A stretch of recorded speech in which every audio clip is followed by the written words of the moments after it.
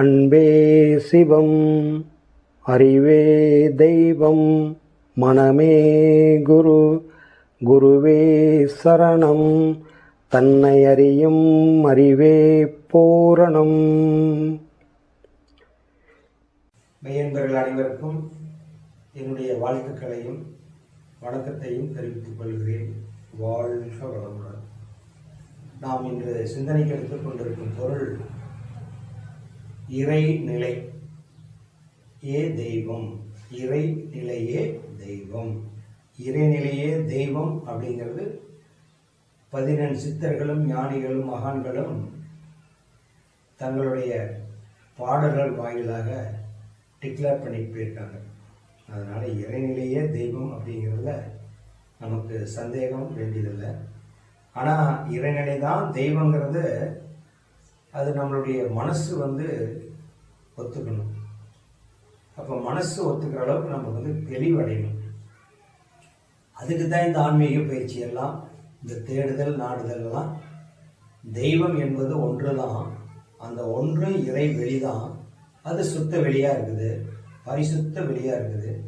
அந்த பரிசுத்த வெளியிலிருந்து தான் அத்தனை இறை துகள்களும் தோன்றி அது நட்சத்திரங்களும் கோள்களாகவும் இப்போ நம்ம பூகோள உருண்டையில் வாழ்ந்து கொண்டு இருக்கிறோம் மண்ணுலகத்தில். அப்போ நாம் இதை புரிஞ்சுக்கணும். இதுக்காக ஒரு வருஷப்படுத்தி முறைப்படுத்தி வச்சுருக்காங்க. சில பேர் என்ன நினைக்கிறாங்கன்னா, எல்லாத்துக்கும் மூலப்பொருள் இந்து மதத்தில் சிவங்கிற கொண்டு டிக்ளேர் பண்ணியிருக்கீங்க. சிவத்துக்கு யார் அப்பான்னு கேட்டால் அது கேட்குறவங்களுடைய அறியாமையா அல்லது புரியாமையா அப்படின்னு தெரியல. ஒரு எட்டு அதை நம்ம புரிஞ்சுக்கணும். எங்கேயுமே உருவங்கிறது தெய்வத்துக்கு இயற்கையில் கிடையாது. செயற்கையால் மனிதர்களுடைய மனசை ஒடுங்கி வரணுங்கிறதுனால ஒரு நிலையை காட்டி கொடுத்துருக்காங்க. அந்த புறத்தே ஒவ்வொரு உருவத்தை காமிச்சு அந்த ஒவ்வொரு உருவத்துக்கும் ஒவ்வொரு நிலையை காமிச்சிருக்காங்க. அதெல்லாம் ஏற்கனவே ஒரு வீடியோவில் சொல்லியிருக்கிற உடல்லையே இருக்குது. உங்களுக்கு பிரம்மானுடைய படைப்பிலிருந்து மேலே சகசிராத்தலா வரைக்கும், அது அர்த்தநாரீஸ்வரர் இருக்கிற நிலை வரைக்கும் 7 மையத்தை உங்களுக்கு ஏற்கனவே ஒரு வீடியோவில் சொல்லியிருக்கிறேன். அதனால் அந்த இறைநிலையே தெய்வங்கிறது நம்ம புரிஞ்சுக்கணும். இப்போ இந்த வாழ்ந்துக்கிட்டு இருக்கிற பூகோளவருடைய எடுங்க, எந்த ஒரு பொருள் தாங்கி இருக்குதோ அப்போ அந்த அடியில் தாங்கக்கூடிய பொருள் வலு அதிகமா, இந்த மேலே இருக்கிற பொருள் வலு அதிகமானு நீங்கள் தெரிஞ்சுக்கலாம். இப்போ நீங்கள் ஒரு வீட்டுக்கு போகிறீங்க, தண்ணி ஒரு டம்ளரில் கொண்டாந்து கொடுக்குறாங்க. அந்த தண்ணியை தாங்கிக்கிட்டு இருக்கிற பொருள் தான் வலு ஜாஸ்தி. அப்போ தண்ணிக்கு தெய்வம் எதுனா டம்ளர் தான். இப்போ இந்த தண்ணி டம்ளருக்கும் தெய்வம் எதுன்னா உங்களுடைய கை தான். ஏன்னா அந்த ரெண்டையும் சேர்த்து உங்களுடைய கை தான் தாங்கி பிடிக்குது. இப்படி ஒவ்வொன்றையும் ஆராய்ச்சி பண்ணி பார்த்தீங்கன்னா நீங்களே புரிஞ்சுக்கலாம். இதுதான் இறைநிலை அடையிறதுக்கு உண்டான எளிமையான வழி. அப்போ இந்த தண்ணி டம்ளர் உங்களை எல்லாம் தாங்கி பிடிச்சிருக்கிறது நீங்கள் உட்கார்ந்துருக்கிற இந்த சோபா, இப்போதைக்கு அதுதான் தெய்வம், அதுதான் இறைநிலை. இந்த சோபாவை தாங்கி இருக்கிறது எது? நீங்கள் அமர்ந்திருக்கிற அந்த ஹால். இந்த ஹாலை சுற்றியும் ஒரு வீடுக்குள்ளே கட்டமைச்சிருக்கிறீங்க. இந்த வீடு எதில் இருக்குது? இந்த பூமியில். இப்போ பூமி எதில் இருக்குது? சுத்த வெளியில் இருக்குது. இந்த சுத்த வெளிக்குள்ளே தான் இந்த பூமி இருக்குது. அப்போ இந்த பூமியை நம்ம சுத்த வெளியை பூமியை நிவர்த்தி கண்டுபிடிக்கலாமான்னா 1 கோடி அடி ஆழம் தோண்டினீங்களாலும் போய்கிட்டே இருக்கும். அது மண் வரும், கடைசியில் வெள்ளி வரும், தங்கம் வரும், பித்தளை வரும், வைர வைடூரி வரும், இந்த மாதிரி கிரேனட்டு கல் வரும், என்னென்னமோ கல் வரும். எல்லா கல் வந்தாலும் அதில் என்ன பொருள், என்ன எவ்வளோ விலை விதைக்க முடியாத நீங்கள் பொருள் எடுத்தாலும் அது மண்ணை நோட மறுபடியும் ஒரு ஸ்பேஸ் போய்கிட்டே இருக்கும். அதுக்கு எல்லை காண முடியுமா? எல்லை கண்டாலும் இது வரைக்கும் இல்லை. அதே மாதிரி மேலே நீங்கள் ராக்கெட்டையே விட்டு போனோம்னாலும் 1000 கிலோமீட்டர் வேகத்தில் போகிற ஒரு ராக்கெட்டையே மேலே அனுப்பிச்சாலும் அது பல ஆண்டுகள் பிரயாணம் பண்ணால் கூட அந்த எண்டை அடைய முடியாது. சுழண்டுக்கிட்டே தான் இருக்கும். அது எண்டு எங்கேனே தெரியாது. அது பாட்டு சுழண்டுக்கிட்டே இருக்கும், போய்கிட்டே இருக்கும். விஞ்ஞானிகள் ஆராய்ச்சி பண்ணி கண்டுபிடிச்சிக்கிட்டே இருக்காங்க. ஒரு 2 வரைக்கும் போகிறாங்க, அதை ஆராய்ச்சி பண்ணுறாங்க. ஆயிரக்கணக்கான மைல் வேகத்தில் போகிற ராக்கெட்டை விட்டு ஆராய்ச்சி பண்ணினாவே அந்த எண்டை கண்டுபிடிக்க முடியல, முழுமையை அடைய முடியல. அதுக்கு உண்டான முயற்சி நடந்துட்டு இருக்குன்னா இந்த இறைநிலை சுத்த வெளியினுடைய பரப்பளவு எவ்வளவு இருக்கு நீங்கள் பார்த்துருங்க. அதனுடைய அகலம் நீளம் எவ்வளவு இருக்கும். அதுக்கு திருமூலர் கவி சொல்லியிருக்கிறாரு, அதை நான் மறுபடியும் சொல்கிறேன். அப்போ இந்த பூகோள உருண்டை பாருங்க, பூகோள உருண்டையில் கடல் 3/4 இருக்குது. இந்த முக்கால்வாசி கடல்ல இன்னைக்கு கப்பல் வந்து மிதக்குது. கப்பல்ல பாருங்க, அந்த கப்பல் வந்து பல ஆயிரம் டன் எடை உள்ளது. பல ஆயிரம் டன் எடை உள்ள பொருளை வச்சுக்கிட்டு டிராவல் பண்றாங்க. அதுல ஹெலிகாப்டர்லாம், அந்த கப்பல்ல ஹெலிகாப்டர்லாம் வச்சு கொண்டு போறாங்க, கார் கொண்டு போறாங்க, எவ்வளவோ பொருள் வந்து இன்னொரு நாட்டிலேருந்து இன்னொரு நாட்டுக்கு கொண்டு போறாங்க. அப்போ பண்டமாற்று முறையில். அப்போ இந்த மாதிரி அவ்வளவு வெயிட்டு, லட்சக்கணக்கான எடையுள்ள ஒரு பொருள் அந்த கப்பலில் இருக்குது. அந்த கப்பல் விழுவ மாட்டேங்குது. அப்புறம் இந்த கப்பல் விழுவ மாட்டேங்குதுன்னா, அவ்வளோ வலு உள்ளது கப்பல்னா, கப்பலை விட வலு அதிகமாக இருந்தால் தானே இந்த தண்ணி தாங்க முடியும். இப்போ கப்பலை விட வலு அதிகம் உள்ளது இது இந்த தண்ணி தான். இந்த பரந்த கடலை கப்பலை விட வெயிட் ஜாஸ்தி உள்ளது. ஏன்னா வெயிட் ஜாஸ்தி இல்லைன்னா இந்த கப்பலை எப்படி தாங்கி பிடிக்க முடியும்? தாங்க முடியாது. அப்போ இந்த கப்பல், இந்த தண்ணி, இதையெல்லாம் எது தாங்குது? இந்த மண். இந்த மண்ணை எது தாங்குது? போகாத உருண்டைய சுத்த வெளிக்குள்ள சொல்லிக்கிட்டு இருக்குது. அது பாட்டுக்கு சுத்த வெளிக்குள்ள பால் மாதிரி உருண்டுகிட்டு இருக்குது. அப்போ சுத்த வெளி இதுலேயே புரிஞ்சிருப்பீங்க, இந்த போகாத உருண்டைக்குள்ள எவ்வளோ சமாளிச்சிருக்குது. அப்போ அதிலிருந்து இருக்கிற பொருளை அந்த இறை வெளி, அந்த வெளியிலிருந்து இறை, அந்த இறை துகள் அணுவிலிருந்து எல்லாம் இந்த மனிதனுக்கு தேவையான பொருட்களை பூரா அனுப்பிச்சு வச்சிருக்குது. அதை எடுத்து தரமாற்றி துய்க்கிறது மனிதனுடைய வேலை. அதை தரமாற்றி துய்ப்பது தான் 6வது அறிவு பெற்ற மனிதனுடைய சிறப்பு. அதுக்கு தான் கடவுள் வந்து 6வது அறிவு கொடுத்துருக்காரு. அந்த மாதிரி இப்போ 6வது அறிவுடைய சிறப்பு என்னன்னா, இறைவனால வெளியே படைக்கப்பட்ட பொருள்ல இருந்து கண்டுபிடிச்சு, அந்த கண்டுபிடித்தக்கவாறு ஒவ்வொரு மாநிலர்களுக்கும் தன்னுடைய உடல் வலுவும் மனப்பாரமும் குறையிறதுக்காக பொருட்களை கண்டுபிடிச்சு அனுப்புறாங்க விஞ்ஞானிகள். அப்போ இந்த கரண்ட் எடுத்துக்கங்க, இதிலிருந்து எடுக்கிறோம். இந்த கரண்ட்டு இப்போ வந்து கரண்ட்ல வந்து ட்ரெயின் ஓடுது, கொடுத்துருக்காங்க. இதுக்கு முன்னாடி எரிபொருள் ஓடும், டீசல் இன்ஜின்னு சொல்லுவாங்க. இப்போ கரண்ட் இன்ஜினு, அதுக்கு முன்னாடி டீசல் இன்ஜினு, அதுக்கு முன்னாடி நீராவி இன்ஜின்னு சொல்லுவாங்க. அப்போ நீராவி எதிலிருந்து எடுத்தாங்க? நெருப்புலேருந்து எடுத்தாங்க. இந்த நெருப்பு எதிலிருந்து எடுத்தாங்க? நிலக்கரியிலேருந்து ரயிலில் வச்சுக்கிட்டு அதை போட்டு சூடு பண்ணி அந்த ஆவியினுடைய ரயில் ஓட வச்சாங்க. இப்போ இந்த நிலக்கரி எதுக்குள்ளே இருக்குது? மண்ணுக்குள்ளே இருக்குது. அப்போ பாருங்க, மனிதனுக்கு தேவையான இந்த கடவுள் என்ன அனுப்பிச்சிருக்காருன்னு. அப்போ இந்த நிலக்கரியில் நாம் வந்து கரண்ட் எடுக்கிறோம். அப்போ மண்ணுக்குள்ளே இருக்கிற நிலக்கரி எடுத்து நிலக்கரியிலேருந்து கரண்ட் எடுக்கிறோம். அது அனல் மின் நிலைங்கிறோம். அது பத்தில் நமக்கு மனிதனுடைய அடுத்த ஆராய்ச்சி கண்டுபிடிப்பில் புனல் மின்நிலைன்னு புனல் மின் நிலையம் அமைக்கிற நீரால் நம்ம கரண்ட் எடுக்கிறோம். இப்போ பாருங்கள், நெருப்பால் எடுக்கிறோம், நீரால் எடுக்கிறோம். இன்னும் அதுவுமே பத்தில் வாயுவாகிய காற்றுனாலே நம்ம கரண்ட் எடுக்கிறோம். அப்போ உங்களுக்கு நெருப்பில் கரண்ட் எடுக்கிறோம், நீரில் கரண்ட் எடுக்கிறோம், காற்றுலேயும் கரண்ட் எடுக்கிறோம். இப்போ அதையும் தாண்டி அணு நிலைக்கு போயிட்டோம். அணு நிலையிலேயே நம்ம போய் அணுவில் வந்துருச்சு கரண்ட் எடுக்கிறதுக்கு. இப்போ பஞ்சபூதத்தில் 4 ஸ்டேஜில் கரண்ட் எடுக்கிறதுக்கு போயிட்டோம். இது எல்லாம் எங்கே இருக்குது? இந்த பிரபஞ்சத்துக்குள்ளே தான் இருக்குது. எதுக்குள்ளே இருக்குது? எல்லாம் இந்த சுத்த வெளிக்குள்ளே தான் இருக்குது. அப்போ மனிதன் கண்டுபிடிச்சி எங்கிருந்து எடுக்கிறான்? இது எங்கே இருக்குது? சுத்த வெளிக்குள்ளே தான் இத்தனை பொருள் இருக்குது. சுத்த வெளியால் அனுப்பப்பட்ட அணுக்களுடைய கூட்டுனால் அனுப்பப்பட்ட இந்த மாநிலருக்கு இதெல்லாம் தேவைங்கிறதுனால தனிப்பட்ட முறையில் யாராவது மூலப்பொருள் இல்லாத ஏதாவது தயாரிக்க முடியுமா? இருக்கிற பொருளை தரமாற்றி துய்க்கிறது மனிதனுடைய வேலை. அந்த தரமாத்திர அறிவு விஞ்ஞானிகள் கண்டுபிடிச்சிருக்காங்க. இது வந்து எல்லாம் எங்க இருக்குது? இதுக்கு மூலப்பொருள் ஒண்ணுதான் சொல்றது விஞ்ஞானிகள். அப்ப இதை சுத்த வெளி இல்லாத எந்த ஒரு பொருளும் இந்த உலகத்துல இயக்கத்துல இல்லை. சுத்த வெளிக்கு தெரியாத இயங்க முடியாது. அந்த சுத்த வெளி இல்லாத இல்லை. அதனாலதான் கடவுளை எங்கே இருக்கிறார் காட்டு அப்படின்னு ஒருத்தர் கேட்டா, கடவுள் இல்லாத இடம் எது அப்படிங்கிறத அடுத்த கேள்வி வரும். இப்போ கடவுளை நீ காட்ட முடியும்னா, கடவுள் இல்லாத இருக்கிற இடம் எது? கடவுள் இல்லாத இடம் எங்கேயுமே இல்லை. பிரபஞ்சம் முழுவதும் நீக்கமர நிறைந்து இருக்குது இந்த உலகம் முழுவதும். அப்போ எல்லாமே நெருப்புல கரண்ட் எடுக்கிறோம், நீரில் கரண்ட் எடுக்கிறோம், காற்றுல எடுக்கிறோம், அணுவில் எடுக்கிறோம். இந்த 4 ஸ்டேஜில் கரண்ட் எடுக்கிறதுக்கு வந்துடும். இந்த 4 விதமான பொருளும் ஒவ்வொன்றுமே அளவிட முடியாத அகல நிலத்தில் இருக்குது. அப்போ இதெல்லாம் நீங்க பாருங்க, எங்க இருக்குது? சுத்த வெளியில இருக்குது. அப்போ சுத்த வெளி என்பது அதுக்கு என்ன பேர் வச்சிருக்காங்க பெரியவங்க அப்படின்னா, அந்த இடத்துக்கு தமிழ் வார்த்தையில நம்ம சித்தர் பெரியவர்கள் அறிஞ்ச அறிவுல தமிழ் வார்த்தையில அந்த சும்மா இருக்கிறதுக்கு பேர் சிவம். சிவனேன்னு இருப்பா அப்படிங்கிறது. ஒரு இடத்துல சும்மா அமைதியா இருந்தா சிவனேன்னு இருக்கிற இடத்துக்கு பேர் சிவம். அந்த சிவத்தினுடைய இடம் வந்து 8, அதுக்கு மேல ஒரு இடம் இல்லை. அதனுடைய தன்னிருக்க எழுச்சி, தன்னுடைய எழுச்சியினால சுழற்சியினால அடுத்த ஸ்டேஜ் தான் அது சக்தி. அந்த சக்தியினுடைய அடுத்த சுழற்சி தான் நாதம். நாதத்தினுடைய அடுத்த சுழற்சி தான் உங்களுக்கு வந்து விந்து. அதுதான் நெருப்பா வருது. அப்ப விந்து நெருப்பாகவும் அந்த நாதம் வந்து சத்தமாக இருக்குது. அப்போ ஒளியாக இருப்பது சிவமும் சக்தியும் தான். அதுக்கப்புறம் மின்னு, காற்று, நெருப்பு, நீர், மண், அப்புறம் புழுவாகி பூண்டாகி நீயாகி நானாகி நம்ம வந்துட்டோம். இதுதான் பரிணாமம். இப்போ இந்த சுத்த வெளிக்குள்ள இருந்து தான் எல்லாம் வருதோடையோ, சுத்த வெளி எப்படி புரிஞ்சுக்கிறதுனா சுத்த வெளிக்கு தந்தை சுத்த வெளியே தான். சுத்த வெளிக்கு யார் ஒரு தந்தை? சிவனுக்கு யார் தந்தைனா சிவனுக்கு தந்தை சிவனே தான். அவருக்கு ஒரு தந்தை கிடையாது.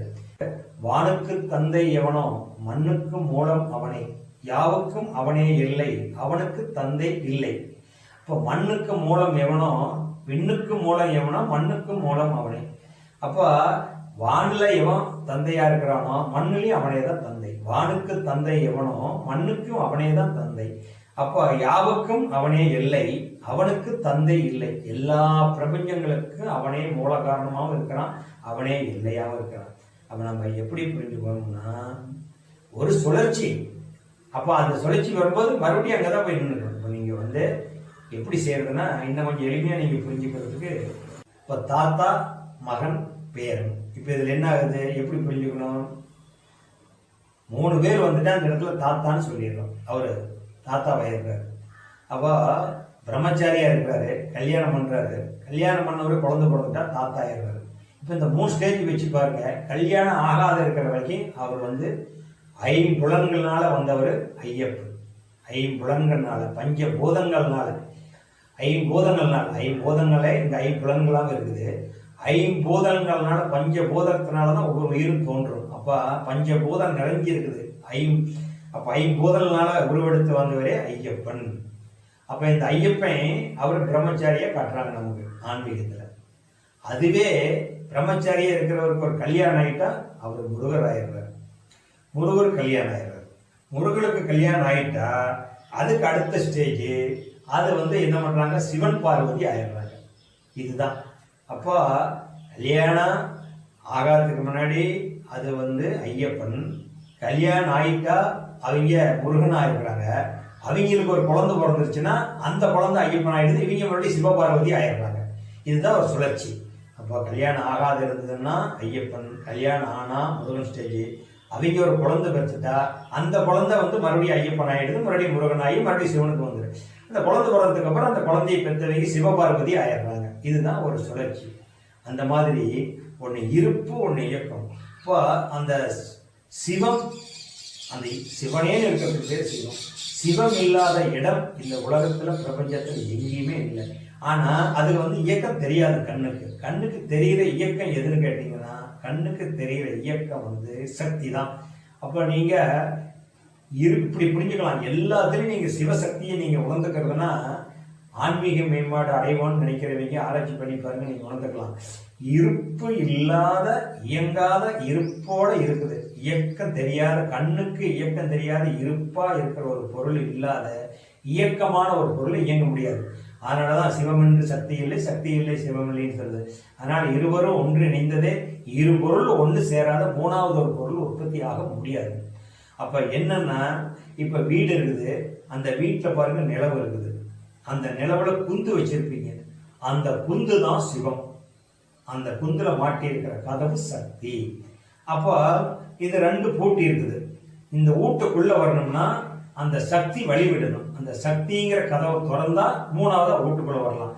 அப்ப 2 பொருள் இருக்குது, 3வது பொருள் அந்த வீட்டுக்குள்ள நம்ம வரலாம். அப்ப என்னன்னா, தாங்கும் பொருளும் உங்களுக்கு வந்து போகக்கூடிய பொருள் சக்தியாகவும், அந்த வந்து போற பொருளுக்கு துணையா இருப்பது சிவமாகவும் நம்ம புரிஞ்சுக்கணும். அப்ப இந்த வீட்டுல அந்த உங்களுக்கு வந்து அந்த செவுத்துல பதிச்சிருக்கிற குந்து சிவம், கதவு சக்தி. இப்ப வண்டி ஓடுது, உங்களுக்கு வந்து டயர், நீங்க 4 கார் ஓடுது, அந்த கார்ல நடுவாண்ட ஒரு ஆக்சில் வரும். அது கட்ட வண்டியில் கூட பார்த்துருப்பீங்க, மாட்டு வண்டியில் அச்சுன்னு சொல்லுவாங்க. அந்த அச்சு அது காருக்கு 4 இருக்கு, முன்னாடி ஒரு அச்சு பின்னாடி ஒரு அச்சு இருக்கும். அந்த அச்சு நீட்டாக இருக்கும், அது சுரடாது. அதில் இருக்கிற டயர் தான் சுரடும். ஆனால் அச்சு இல்லைன்னா டயர் சுரடுமா? அப்போ அந்த கட்ட வண்டியில் நடுவாண்ட இருக்கிற அச்சு இருக்கும், 2 பக்கம் 2 கடையாணி போட்டுருப்பாங்க, சக்கரம் கண்டு போகாத. அப்போ இந்த சொல்லிட்டு இருக்கிற சக்கரம் சக்தி, அந்த சக்கரத்துக்கு துணையாக இருப்பது அது வந்து சிவம், அந்த அச்சு. இப்படியே ஒவ்வொரு பொருளும் சொல்லிட்டு போகலாம். இதே போதுமானது, இதை வச்சு நீங்கள் புரிஞ்சுக்குவீங்க. அப்போ எந்த பொருள் இயக்கம் இல்லாத இருப்பாக இருக்குதோ அது சக்தி. அது இயக்கத்துக்கு இயக்கம் இல்லாத ஒரு பொருள் இருப்பாக இருக்குதோ அதுக்கு பேர் சிவம். அந்த இயக்கம் இல்லாத இருப்பா இருக்கிற பொருள்ல இருந்து வெளிப்பட்டு வர்ற பொருளுக்கு பேர் சக்தி. அப்ப இருப்பு சிவமாகவும் இயக்கம் சக்தியாகவும் இருப்புதான் இந்த பிரபஞ்ச தோற்றம் முழுவதுமே நிரம்பி இருக்குது. அதனால சிவனுக்கு யாரு தந்தை, அதுக்கு ஒரு இடம் இருந்தான்னு கேட்டா நீங்க வாழ்நாள் முழுவதும் ஆராய்ச்சி பண்ணி எல்லா குருமார்கிட்ட போனாலும் கண்டுபிடிக்க முடியாது. அப்ப இந்த சுத்தவெளிக்கு எப்படி ஒரு தந்தை காட்டி கொடுக்க முடியும்? சுத்தவெளி இல்லாத இடத்துல எங்க இருக்குது? உங்களுக்கு வந்து நீ கையில் இருக்குது, இந்த கை விரல்களுக்கு இடையில சுத்தவெளி இல்லைன்னா நீ புழங்க முடியுமா? கைகளுக்கு இடையில இந்த சுத்தவெளி, இது விரல் இருக்குது. இப்படி பூசி முழகணுமா இருந்தால் அந்த கை உபயோகப்படுமா? உபயோகமே படாது. எப்படி அதில் ஒரு பொருள் எடுக்க முடியும்? அப்போ கை விரிஞ்சு வரணும், விரிஞ்சு மடக்கிறதுக்கு சுத்தவெளி வேணும். கண்ணு சுருங்கி விரியறதுக்கு சுத்தவெளி வேணும். இப்போ சுத்தவெளி இல்லாத இடமே கிடையாது. சுத்தவெளிக்குள்ளதான் அனைத்து ஜீவராசிகளும் வாழ்ந்து நிறைவு பெற்று முக்தி அடைஞ்சிருக்கிறது. அப்ப சுத்தவெளிக்கு இன்னொரு சுத்தவெளி இருக்குதா? அப்ப சிவத்துக்கு இன்னொரு சிவம் இருக்குதான்னா சுத்த வெளிக்கு இந்த வெளிக்கு இன்னொரு வெளி இருக்குதான்னு கேட்டா அது அது எந்த அளவுக்கு நீங்க விளங்கிக்கிறீங்கன்னு தெரியல. அப்ப வெளின்னா நாம் இருக்கிறது அசுத்த வெளி, இதுக்கு மேல சுத்த வெளின்னு ஒண்ணு இருக்குது, பரிசுத்த வெளின்னு ஒண்ணு இருக்குது. எப்படி உங்களுக்கு பிரம்மா சிவா விஷ்ணுன்னு இருக்கிறாங்களோ இந்த மாதிரி கடவுள்ல 3 சொல்ற மாதிரி எல்லாத்துலயுமே 3 ஸ்டேஜ் இருக்குது. அகாரம் அகார உகாரம்னு சொல்ற மாதிரி 3 ஸ்டேஜ். இந்த 3 ஸ்டேஜ் கடந்தாதான் முக்தி. அந்த முக்திக்கு போற இடத்துக்கு பேர் பரிசுத்த ஆன்மா இருக்கக்கூடிய இடம். அந்த இடத்துக்கு பேரு சிவம். அது வந்து நிசப்தமா இருக்கிறது, அதுதான் பரிசுத்த. விண்ணுக்கு மேல இருக்கிறது ஏற்கனவே சொல்லியிருக்கிற பஞ்சபூதத்துக்கு மேல 4 ஸ்டேஜ் இருக்குது. அது வந்து ஜோதி, நாதம், சக்தி, சிவம். இந்த 4 ஸ்டேஜ் இருக்கிறது. பஞ்சபூதத்துக்கு மேல இருக்கிறது இந்த 4.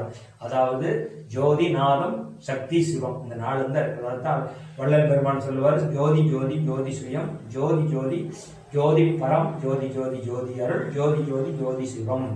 இந்த 4 விண்ணுக்கு மேல இருக்கிறது.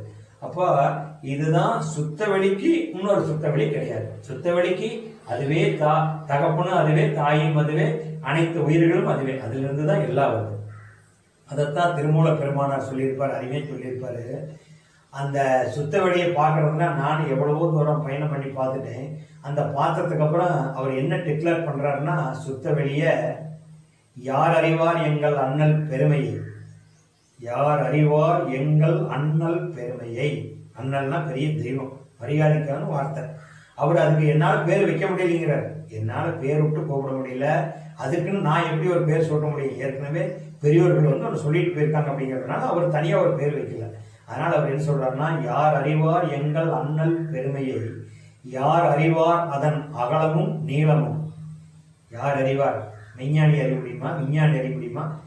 மெய்ஞானி அறிய தக்கவைங்க அவங்களே முடிவு பண்ண முடியாத டிக்ளேர் பண்றாங்க. போக போக அது போய்கிட்டே இருக்குது, என்னால் கண்டுபிடிக்க முடியலையே அப்படின்னு விண்ணுக்கும் மண்ணுக்கும் பிரயாணம் பண்ற 12 சித்தர்கள்ல ஒருவரான அது திருமூல பெருமானாரே சொல்றாரு. அப்புறம் யார் அறிவார் எங்கள் அண்ணல் பெருமையை, யார் அறிவார் அதன் அகலமும் நீளமும், பேரறியா பெரும் சுடரோனை. அதனுடைய பேரே என்னால் அறிஞ்சிக்க முடியலையே, அதுக்கு என்ன பேர் வைக்கிறது? நாமளே ஒரு பேர் வச்சா தப்பா போயிட்டா என்ன பண்றதுன்னு அதுக்கு பேரறியா, அது அறிய, இது அதுக்குன்னு ஒரு பேர். என்ன பேர்? பேரறியா பெரும் சுடரோனை வேறறியாமல் விளம்பி நின்றேனே. இப்ப யார் அறிவார் எங்கள் அண்ணன் பெருமையை, யார் அறிவார் அதன் அகலமும் நீளமும், பேரறியா பெரும் சுடர் ஒன்றினை வேறறியாமல் விளம்பி நின்றேனே. அதனுடைய அடிமொழி வேற என்னால தாங்க முடியல. இதுதான், இதுக்கு மேல உங்களால் முடிஞ்ச நீங்க ஆராய்ச்சி பண்ணி பார்த்துக்குங்க அப்படின்னு மரணமில்லா பெருவாழ்வு பெற்ற சித்தர் பெருமானார்களே அப்படி சொல்லிட்டு போயிருக்காங்கன்னா நாமெல்லாம் ஏமாத்துறோம். நாம் என்ன பண்ணணும்னா, அவங்க பாடல்ல கொடுத்துருக்கிறத ஆராய்ச்சி பண்ணி அனுபவிக்கணும் ஒழிய எது சரியா அது சரியான அந்த பாடம் நடத்துறவங்க கிட்டயோ குருமார்கிட்டயோ இதுக்கு என்ன அர்த்தம் இருக்குது அதுக்கு அடம் எடுத்துருக்குன்னா நம்ம முக்தி அடையிறதுக்கு போக முடியாது. கேள்வி என்ன கேட்டுட்டு இருக்கலாம், எதிர் கேள்வி கேட்டுட்டு இருக்கலாம் ஒழிய நம்ம பாடத்தை பண்ணி அதை முக்தி அடையிற நிலைக்கு நம்மளால இறைநிலைக்கு போறது சிரமம். அப்போ முன்னால அதனுடைய அகல நீளமும் சொல்லிவிட்டாரா முடியாதுன்னு. அதனுடைய திக்னஸ் எவ்வளவு, அதனுடைய கிணம் எவ்வளவு. இப்போ நம்ம பூமியை பார்த்தோம், இந்த உருண்டை சொல்றோம். இந்த பூமி கிட்டத்தட்ட பல ஆயிரம் மைல் சுற்றளவு இருக்குதுங்கிறாங்க. கிட்டத்தட்ட ஒரு 25,000 மைல் சுற்றளவு சொல்றாங்க விஞ்ஞானத்துல இந்த பூகோள உருண்டையை. ஆனா இந்த பூகோள உருண்டையை போல ஒரு பல லட்சம் மடங்கு பெருசு, அது கிட்டத்தட்ட பல லட்சம் மடங்கு உருண்டையா இருக்குதுங்கிறாங்க சூரிய மண்டலம். இப்போ பூகோள உருண்டையே உங்களுக்கு பல ஆயிரம் மைல் சுற்றளவு இருக்குது. இந்த பல ஆயிரம் மைல் சுற்றளவு பூகோள உருண்டையினுடைய சைஸ்ல பல லட்சம் மடங்கு பெருசுங்கிறாங்க சூரிய குடும்பம். அப்ப சூரிய குடும்பம் இருக்குது, வியாழ குடும்பம் இருக்குது, சனி குடும்பம் இருக்குது. இதெல்லாம் எவ்வளவு இருக்கும் ஒவ்வொரு உருண்டையும் யோசனை பண்ணி பாருங்க. இதெல்லாம் எங்க மிதந்துகிட்டு இருக்குது, எதுக்குள்ள இருக்குது, அதுக்குள்ளதான் இருக்குது. அப்ப இதுக்கெல்லாம் மூல காரணம் யாரா இருக்கிறா, அந்த மூல காரணனுடைய திக்னஸ் என்ன, அப்ப அகலம் என்ன நீளம் என்னன்னு திருமூலர் சொல்லிட்டாரு. அதே திருமூலர் பெருமானே சொல்றாரு, மேவிய ஜீவன் வடிவது சொல்லிடில் கோவின் மயிரொன்று 100 கூறிட்டு மேவிய ஜீவன் கூறது 1000 ஆக்கினாள் ஆவின் கூறு 100,001. அப்ப இந்த ஒரு பசுமாட்டினுடைய ரோமத்தை எடுத்து நீங்க குறுக்கு வாக்குல வெட்டுனா அதை குறுக்கு வாக்குல வெட்டி எங்க பிடிக்கிறது, கையில பிடிக்கவே முடியாது. அந்த குறுக்கு வாக்குல வெட்டுற திக்னஸ்ல லட்சம் பூரா போட்டா அது என்ன பூரா ஜீராவா போயிட்டே இருக்கு. அது எங்க போறது, இப்பதான் எலக்ட்ரான் புரோட்டான் நியூட்ரான் நியூட்ரினோ அப்படின்னு ஒரு அடுத்த ஸ்டேஜ் இருக்க மாட்டிருக்குதுன்னு விஞ்ஞான ஆராய்ச்சியாளர்கள் கண்டுபிடிச்சிட்டு இருக்காங்க. இப்போ எலக்ட்ரான் புரோட்டான் நியூட்ரானுக்கு அப்புறமும் ஒரு நியூட்ரினோ இருக்குது அப்படிங்கிற அளவுக்கு வந்திருக்காங்கன்னா அந்த நியூட்ரினோ மாதிரி லட்சம் மடங்குல சொல்லியிருக்கிறார் இவரு திருமூலர். நியூட்ரினோன்னு நம்ம சொல்றத விஞ்ஞானிகள் சொல்ற நியூட்ரினோங்கிறத 1,00,000 மடங்கு இருக்குதப்பா அதுல அப்படிங்கிறாரு திருமூலர். அப்புறம் அந்த நிலையை எப்படி நம்ம புரிஞ்சுக்க முடியும், அதுதான் பரிசுத்த ஆன்மா இருக்கக்கூடிய இடம். அப்போ அதுக்கு ஒரு தந்தை எங்க இருக்குதுன்னு கேட்டான்னா இது நம்மளுடைய அறியாமைன்னு தான் அர்த்தம். இப்போ சிவத்துக்கு போய் ஒரு தந்தை கேட்க முடியாது, அதை டிக்ளேர் பண்ணிட்டாங்க. அப்போ ஒரு பிஓ இருக்கிறாரு, ஆர்ஐ இருக்கிறாரு, தாசில்தாரா இருக்கிறாரு, டிஆர்ஆ இருக்கிறாரு, கலெக்டர் இருக்கிறாரு. அவர் ஆபீஸுக்கு பேர் கலெக்டர் ஆபீஸ், அவ்வளவுதான். அது யாரு அந்த இடம் அதான் எண்டு முடிஞ்சது. அதுக்கு மேல இதுக்கு இந்த ஆபீஸ்க்கு மேல ஒரு ஆபீஸ், அந்த ஆபீஸ்க்கு மேல ஆபீஸ் இல்லையே மாவட்டத்துல, அதுதான் ஹையஸ்ட் ஆபீஸ் கலெக்டர் ஆபீஸ், அதுதான் முடிஞ்சது. அந்த மாதிரிதான் சுத்தவெளி அந்த இடம் அது இருப்பா இருக்கிறதுனால சிவனேன்னு இருக்கிறதுனால தமிழ் வார்த்தைப்படி பெரியவர்கள் அதுக்கு சிவம் அப்படின்னு பேர் வச்சிருக்காங்க. அது இயக்கத்துல வரும்போது சக்தி, ஏன்னா சக்தி தான் குவியுது நிமிர்ந்து எந்திரிக்கிறது. இப்படி ஒவ்வொரு இயக்கத்துக்கும் நமக்கு பேர் வச்சிருக்காங்க இல்லையா, ஒன்றும் குழப்பிக்க வேண்டியதே இல்லை. சுத்தவெளி தான், சுத்தவெளிக்கு தந்தையும் சுத்தவெளியா, அதனாலதான் சுயம்புன்னு சொல்றது. சுயம்புன்னு ஒரு பொருளை சொன்னா அது சுத்தவெளி தான் சுயம்போலிய, வேற எதுவுமே கிடையாது. அப்ப தாய்மானவர் சொன்ன மாதிரி அங்கெங்கன்னாதபடி எங்க பிரகாசமாய் ஆனந்த பூர்த்தியாகி அருளோடு நிறைந்தது எது, அங்கொன்னும் இங்கொன்னும் கிடையாது, ஏகமா நிறைஞ்சு இருக்குது. அப்ப அங்கெங்கன்னாதபடி எங்க பிரகாசமாய் ஆனந்த பூர்த்தியாகி அருளோடு நிறைந்தது எது. அப்போ அகிலாண்ட கோடியெல்லாம் தங்குபடிக்கு இச்சை வைத்து எல்லாம் அகிலாண்ட கோடி எல்லாம் சொல்லுவாங்க, கோயில போடுவாங்க அகிலாண்ட கோடி பிரம்மாண்ட நாயகியே, அதுக்கெல்லாம் இருக்கிற அந்த கோள்கள் எல்லாம் தெய்வம்னு சொல்றதெல்லாம் லட்சக்கணக்கான தெய்வம் வேணாலும் இருக்கட்ட, அது எல்லாம் எங்க தங்கி இருக்குது, எதுக்குள்ள இருக்குது. அகிலாண்ட கோடியெல்லாம் தங்கும்படிக்கு இச்சை வைத்து தலைத்து ஒரு உயிருக்கு உயிராய் தலைத்து ஒவ்வொரு உயிரா வந்துகிட்டு இருக்கிறது எதுக்கிலிருந்து வருது, சுத்த வெளியிலிருந்து வருது. அப்போ தம் தெய்வம் என் தெய்வம், இந்த சண்டை போட்டுக்குவாங்க, என்னோட தெய்வம் பெருசு என்னோட தெய்வம் பெருசுன்னு. அப்ப தம் தெய்வம் என் தெய்வம் எதிர் வாதிடவும் நின்றது எது மேலேயப்பா நின்றுகிட்டு நீங்க வாதிடுறீங்க, என்னோட தெய்வம் பெருசு உன்னோட தெய்வம் பெருசுன்னு எதுல நின்றுகிட்டு வாதிடுறீங்க, இந்த சுத்த வெளியாகிய நிலத்துல இந்த பூமியில வெளியில நின்றுட்டு சண்டை போட்டுக்கிறீங்க. 2 பேரும் ஆள் கொண்ட கையில வச்சுக்கிட்டு என்னோட பெருசா உன்னோட பெருசான்னு போட்டுக்கிறீங்களே, நீங்க 2 பேரும் நிக்கிற இடம் எங்க, இந்த சுத்த வெளியில. அதை உங்களால் உருவாக்க முடியுமா, கையில வச்சிருக்கிறத நீங்க உருவாக்கி இருக்கிறீங்க, நீங்க நிக்கிற இடத்த உங்களால் உருவாக்க முடியுமா, உருவாக்க முடியாது. அப்ப இதுல ஒண்ணும் நம்ம சந்தேகப்பட வேண்டியதே இல்லை. அதுக்குதான் வெட்ட வெளி தன்னை மெய்யென்று இருப்போருக்கு பட்டயம் எதுக்கடி குதம்பாய், மெட்ட வெளியே தெய்வ சக்தி, அதுவே பூரணம், அதுவே மெய் அப்படின்னு உணர்ந்தவங்களுக்கு எதுக்கு ஒரு பட்டயம், அவனுக்கு ஒரு பட்டை இருக்கு, ஒரு பட்டை இருக்கு, ஏதாவது ஒரு வேஷம் எதுக்கு வேஷம் கட்டிக்கணும், அதனாலதான் நிர்வாணமா வந்தவங்க நிர்வாணம் போலாம். அந்த காலத்துல நிறைய சாமியார் நிர்வாணமா இருக்கிறாங்கன்னு சொன்னா இப்பெல்லாம் குறைஞ்சி போச்சு. அவங்க ஒண்ணுமில்லாத இடத்துல இருந்து நம்ம வந்திருக்கிறோம், மறுபடியும் ஒண்ணுமில்லாத போறோம்.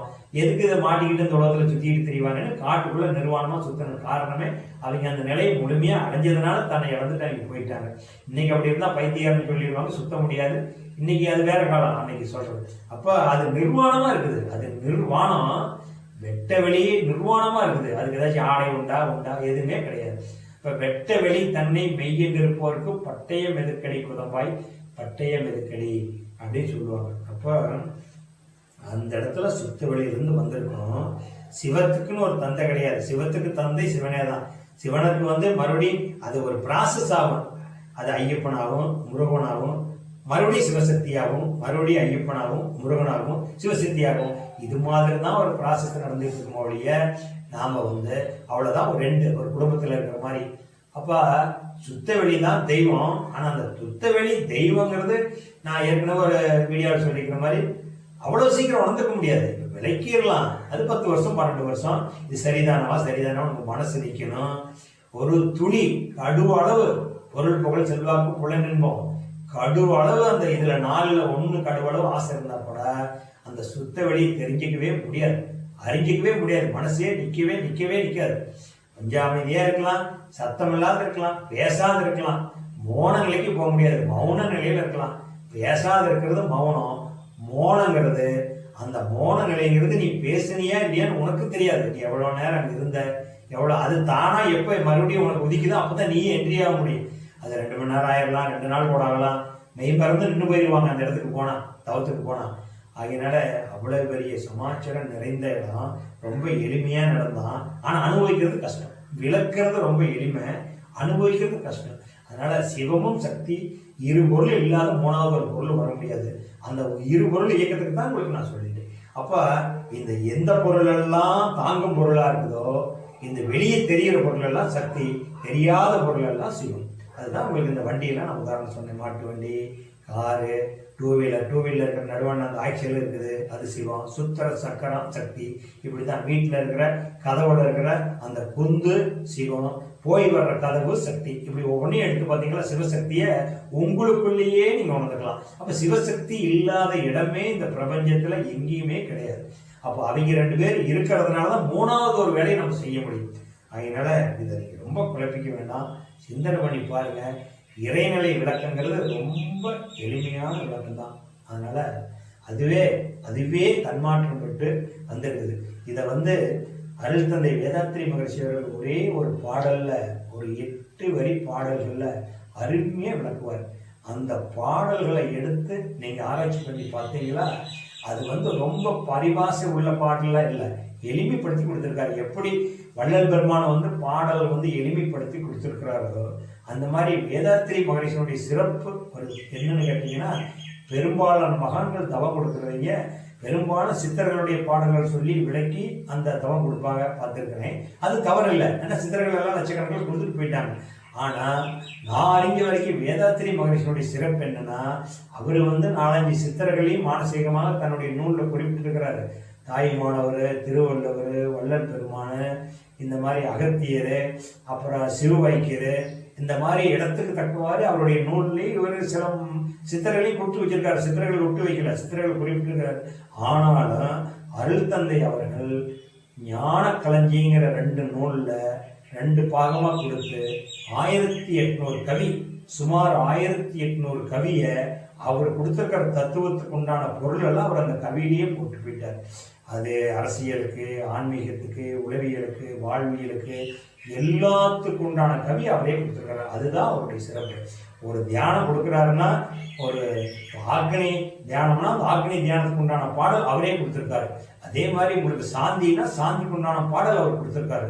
அதே மாதிரி அதெல்லாம் பாடல் பாடினா ரொம்ப நேரம் ஆகும் எனக்கு, அதனால சொல்றதுனால தெரியலன்னு நினச்சிக்காதீங்க, அதெல்லாம் தெரியும். ஏன்னா என்னுடைய மெய் குருநாதர், தெய்வீக குருநாதர் வாழ்நாளில் என்னால் மறக்க முடியுமா? என்னுடைய உடலும் உயிர் அடக்கமாகும் போது தான் அந்த எண்ணம் மறையும். அன்ன வரைக்கும் அது மறையாது. உள்ளுக்குள்ள என்னுடைய குருநாதர் அருள் தந்தையினுடைய ஆன்மா நிறைஞ்சி கிடக்குது. அதை வச்சுக்கிட்டு தான் நான் சொல்றேன். அதனால எனக்கு மட்டும் இல்லை, அவர் எனக்கா சொந்தம். அவங்க தான் வான்காந்தத்தில் இருக்கிறாங்களே, யாரெல்லாம் சுத்த வெளியை நினைச்சு தவம் பண்றீங்களோ அவங்களோட நான் கலந்துக்கணும்னு சொல்லியிருக்கிறாரு. அதனால ஒருத்தருக்கு சொந்தம் கிடையாது மகான்களுடைய ஆன்மா. இந்த பிரபஞ்சத்துல தோன்றிய உயிர் அனைத்துக்கும் சொந்தம், அனைத்து உயிர்களுக்கும் ஆசீர்வாதம் பண்றது அவங்களுடைய வேலை. அதனால யார் அவரை நினைச்சாலும் அது கிடைக்கும். அப்ப அவர் ஒவ்வொரு பாடலுக்கும் அவரே தன்னை கொடுத்துட்டு போயிருக்காரு. அதனால அவரு கொடுத்த தத்துவத்துக்கு எல்லா நிலைகளுக்கும் ஒரு பாடல் கொடுத்திருக்காரு. அந்த பாடல் எளிமையான நடைமுறையில் வள்ளல் பெருமானை எப்படி எளிமைப்படுத்தி கொடுத்தாரோ இந்த மக்களுக்கு, அந்த கரடு முரடான இருந்த பாதையெல்லாம் நெளிவு சுழிப்படுத்தி நேர்படுத்தி கொடுத்தாரோ அதிலிருந்து இன்னும் கொஞ்சம் எளிமைப்படுத்தி நம்ம கொடுத்துருக்கிறாரு அப்படியே. ஆகையினால அப்படியே நாம் கையில் அவ்வளவு பொக்கிஷத்தை கொடுத்துருக்கோம். அப்போ அத்தகைய பெரும் மகானார் தான் ஒரு பாடல் சொல்லுவார், பிரம்மயம். அந்த பாட்டுக்கு பேரே பிரம்மயானம். அப்போ இறைவெளியே தன்னிருக்க சூழ்தலுக்கும் ஆற்றல், இதன் திணிவு மடிப்பு விழ சுழலும் நுண் விண்ணா, நிறைவெளியில் விண் சுழல நெருக்குகின்ற உரசல், நிலைவெளியில் எழுப்புகின்ற நேரலைகள் காந்தமா, மறைபொருளாம் காந்தம் தன் மாத்திரைகள் ஐவகை, மறைக்காதீர் விண்கூட்டம் மா பூதம் ஐந்துமா, முறையாய காந்த அலை மனமா உயிர் உடல்களில் மதி உயர்ந்து உண்மை பெற மா பிரம்ம ஞானமா. இந்த 8 வரி பாடல்களை நீங்க சிந்திச்சு பாருங்க. இந்த எவல்யூஷன் ப்ராசஸ் கண்ணாடி மாதிரி உங்களுக்கு விளங்கிடும். அத்தகைய கொடுத்திருக்கிறாரு தெய்வம், எளிமைப்படுத்தி கொடுத்திருக்காரு. அருள் தந்தை தெய்வம் அவ்வளவு எளிமைப்படுத்தி கொடுத்திருக்காரு. அதே தெய்வம், அருள் தந்தை தெய்வமே மேல நீ அந்த இடத்துல போய் இருக்கிறதுக்கு ஒரு பாடல் கொடுத்திருக்கிறாரு. அந்த துரியாதீத நிலையில போய் அமர்ந்து என்னை துணைக்கு அழைச்சிக்கப்பா, நான் கூட வர்றேன், நான் உனக்கு உறுதுணையா இருப்பேன், உன்னை கூட்டிகிட்டு போறேன், நான் சக்தி களத்திலிருந்து உன்னை வரவேற்கிறேன், அதனால இந்த பிரபஞ்சத்தில் சக்தி களத்திலிருந்து நான் வரவேற்கிறேன், ஒவ்வொரு ஆன்மாவையும் பார்த்துக்கிட்டு இருக்கிறேன், அங்கே வந்துட்டீங்கன்னா நான் சிவகலத்தில் பண்ணி விட்டுறேன்னு சொல்லியிருக்கிறார். அதனால அந்த தெய்வமாகிய மகானே கொடுத்திருக்கிறாரு.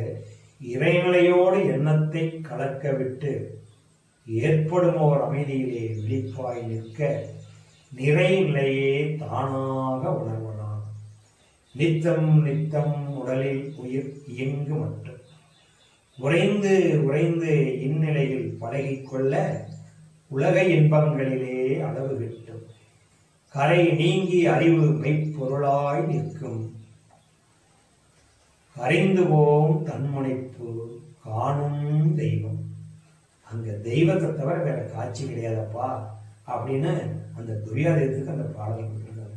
ஆகையினால இத்தகைய மகான்கள்லாம் நமக்கு உறுதுணையா இருக்கிறாங்க. தவத்தில் அருள் தந்தை வேதாத்திரியாரும், ஞானவள்ளல் பரஞ்சோதியாரும், அருள்ஜோதி தெய்வம் ராமலிங்க பெருமானாரும், இன்னும் 14 சித்தர்களும், எண்ணற்ற சித்தர்கள் நமக்கு உறுதுணையாக இருக்கிறாங்க.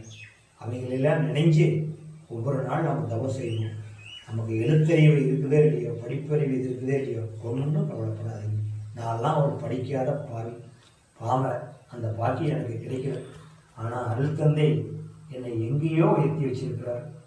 ஆன்மீக அறிவில் அருள் தந்தை மட்டுமல்ல, அந்த நிர்வாகத்தில் இருக்கிறவங்களையும் எனக்கு மரியாதை கொடுத்து மதிப்பு கொடுத்து எனக்கு எவ்வளவோ கற்றுக் கொடுத்துருக்காங்க, உதவி செஞ்சு. அதனால இந்த மாதிரி சச்சங்கத்திலெல்லாம் கலந்து பயிற்சி பெற்று நீங்களும் மேன்மையடையணும், உங்களை சார்ந்தவங்களையும் மேன்மையடை செய்வீர்கள் என்று கேட்டுக்கொண்டு இந்த தெய்வீக சிந்தனையை நிறைவு செய்து கொள்கிறேன். வாழ்க வளமுடன், வாழ்க வளமுடன். எல்லா உயிர்களும் இன்புற்று வாழ்க. கொல்லா விரதம் குவளையமெல்லாம் ஓங்குக. நல்லோர் நினைவு நாடெங்கும் பரவுக.